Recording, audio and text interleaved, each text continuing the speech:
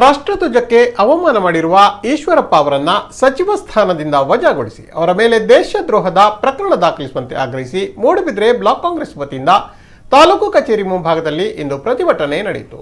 ಪ್ರತಿಭಟನೆಯನ್ನು ಉದ್ದೇಶಿಸಿ ಕಾಂಗ್ರೆಸ್ ಯುವ ಮುಖಂಡ ಮಿಥುನ್ ರೈ ಮಾತನಾಡಿ, ಈಶ್ವರಪ್ಪ ಅವರು ಕೆಂಪುಕೋಟೆಯಲ್ಲಿ ರಾಷ್ಟ್ರಧ್ವಜವನ್ನ ಇಳಿಸಿ ಕೇಸರಿ ಧ್ವಜವನ್ನ ಹಾರಿಸುತ್ತೇವೆ ಎಂಬ ಹೇಳಿಕೆ ನೀಡಿರುವುದು ರಾಷ್ಟ್ರಧ್ವಜಕ್ಕೆ ಅವಮಾನ ಮಾಡಿದಂತೆ.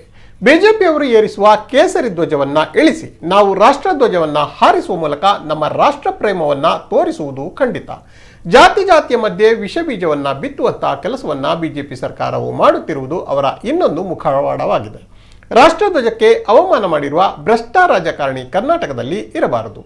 ರಾಷ್ಟ್ರಧ್ವಜಕ್ಕೆ ಅವಮಾನ ಮಾಡಿರುವುದರಿಂದ ಕೇಸನ್ನು ದಾಖಲಿಸಿ ಗಡೀಪಾರು ಮಾಡುವಂತೆ ಅವರು ಆಗ್ರಹಿಸಿದರು. ಸಚಿವ ಸ್ಥಾನದಿಂದ ವಜಾಗೊಳಿಸದೇ ಇದ್ದರೆ, ದೇಶದ್ರೋಹದ ಕೇಸು ದಾಖಲಿಸದೇ ಇದ್ದರೆ ಮುಂದಿನ ದಿನಗಳಲ್ಲಿ ಉಗ್ರ ಹೋರಾಟವನ್ನ ಮಾಡುವುದಾಗಿ ಎಚ್ಚರಿಸಿದರು. ಏನು ರಾಷ್ಟ್ರಧ್ವಜಕ್ಕೆ ಅಗೌರವ ತರುವಂತ ಕೆಲಸ ಕಾರ್ಯವನ್ನು ಇವತ್ತು ಈಶ್ವರಪ್ಪರವರು ಮಾಡಿದ್ದಾರೆ. ಅಂತ ನೀಚ ಭ್ರಷ್ಟ ರಾಜಕಾರಣಿ ನಮ್ಮ ಕರ್ನಾಟಕದಲ್ಲಿ ಇರಬಾರ್ದು.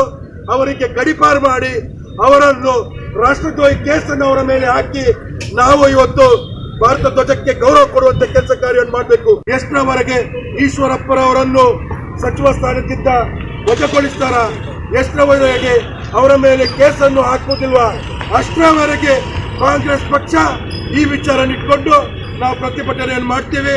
ಮುಂಬರುವ ದಿವಸಗಳಲ್ಲಿ ಉಗ್ರವಾದ ಪ್ರತಿಭಟನೆಯನ್ನು ಮಾಡ್ತೀವಿ.